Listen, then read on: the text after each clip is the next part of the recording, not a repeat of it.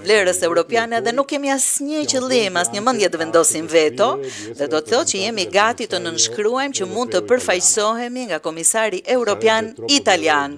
Do të ishte shumë për ne të kishim dy komisar, do ishte shumë të kishim dy komisar për të njëjtin vend, pasi ne jemi i njëjti vend.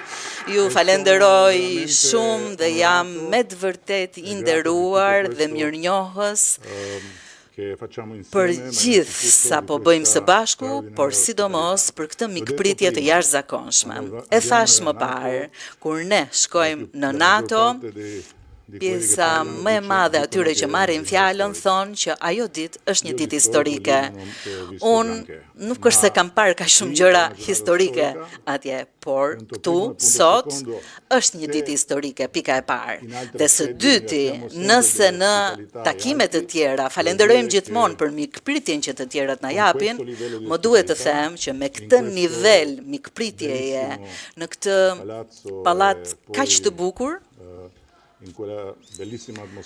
dhe me këtë atmosferë kaq të bukur që ju na bët të përjetonim, nuk keni sipas meje të dytë, nuk keni konkurrent, po unë jam i anshëm, dihet, nuk jam objektiv në këtë që them. Shumë faleminderit.